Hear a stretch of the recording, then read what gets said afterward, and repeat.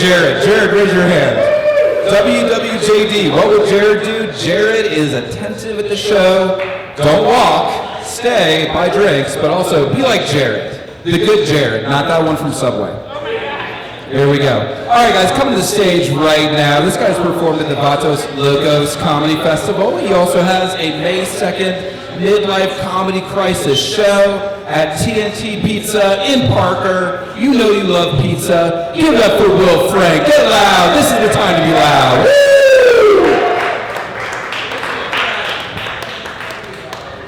How is everybody doing tonight? I'll tell you one thing, I am so glad to see black people in this room tonight, for real. I did a show up in Lyon last month, and I think I was the only black person in that town.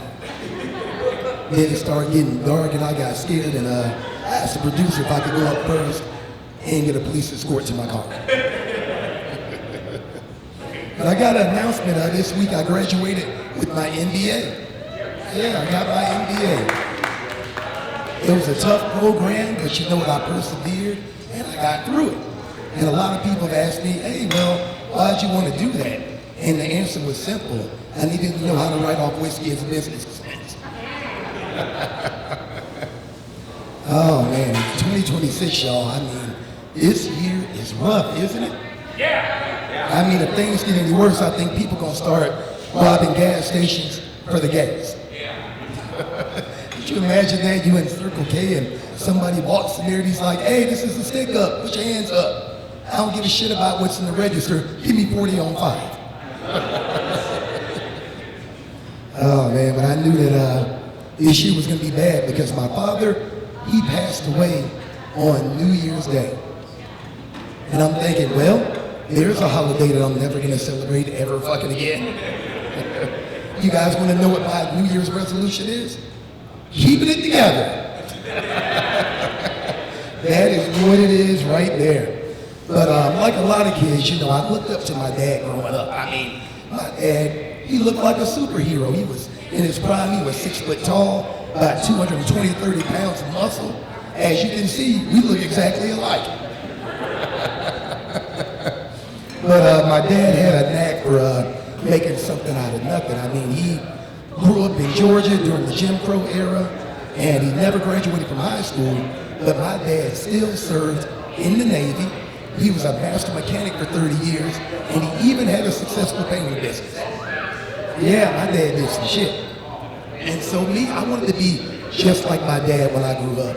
But my dad, he had other plans. He knew that I could go further than he ever did, and he had an interesting way of motivating me. Guess what my dad did? He hated on every fucking accomplishment I ever had in my life while he was alive.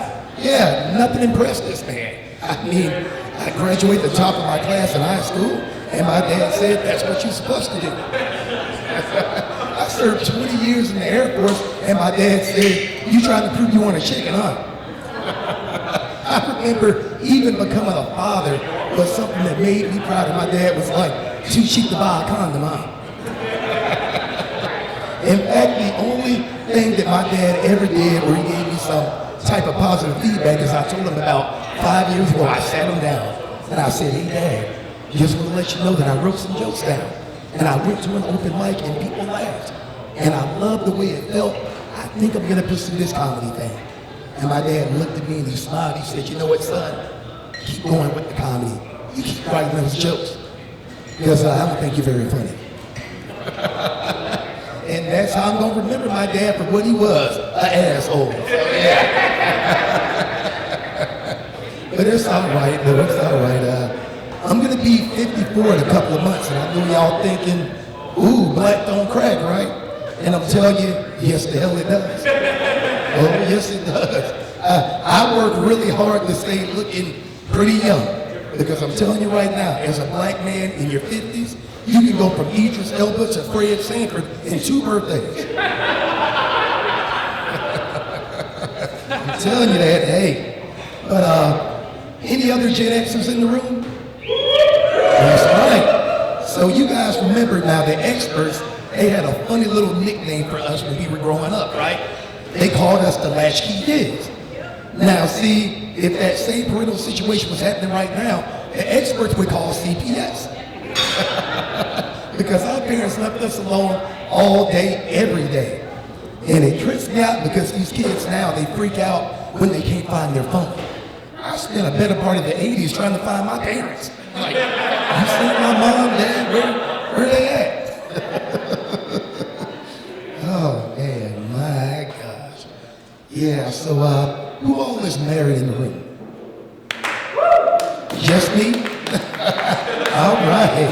Well, I just want to tell you guys that I love being married. In fact, I have been married for over 25 years to a bunch of different people. Okay.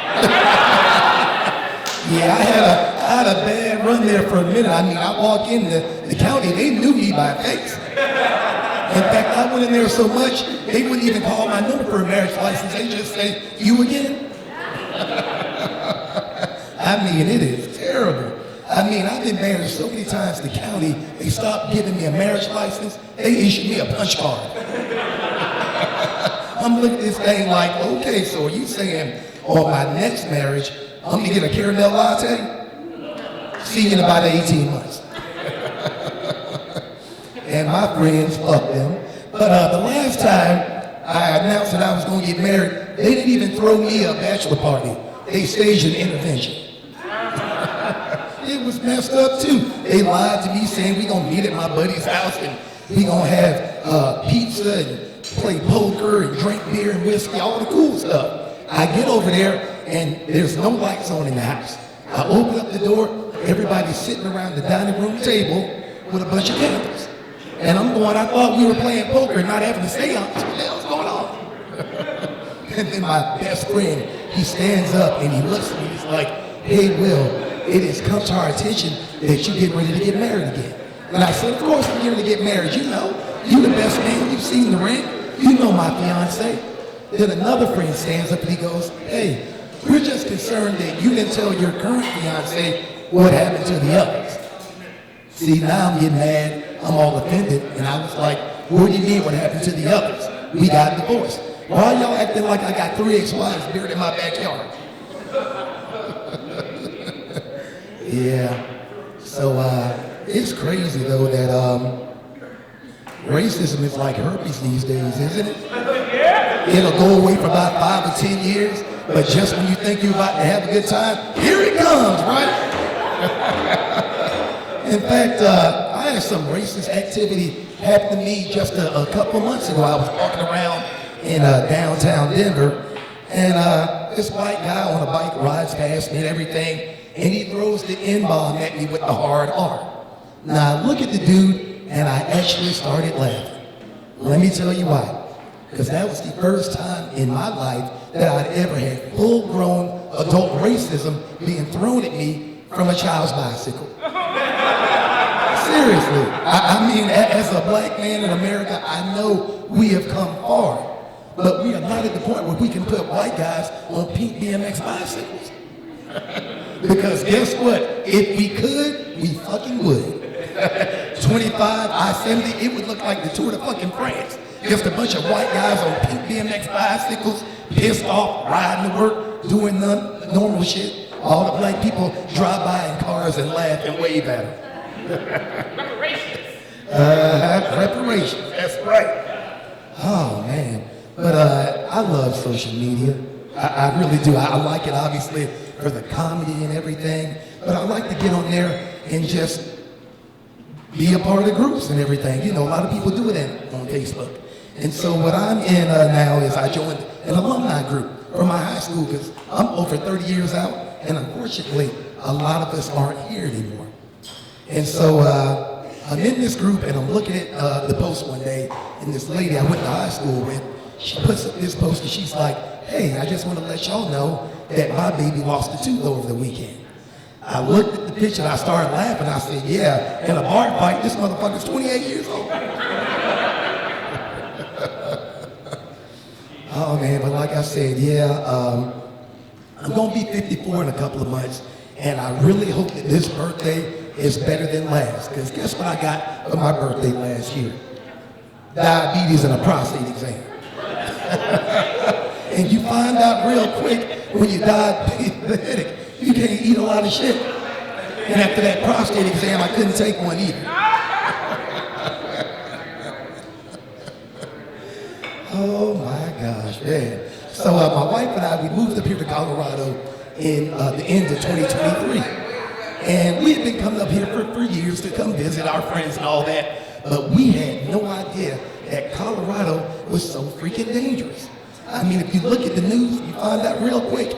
In Colorado, you can experience the mountains and the murders in the same afternoon.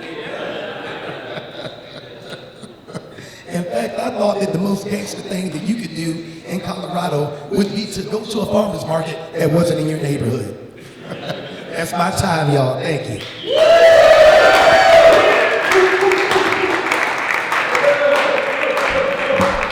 Love that Will's gonna be 54. He looks way the fuck better than me.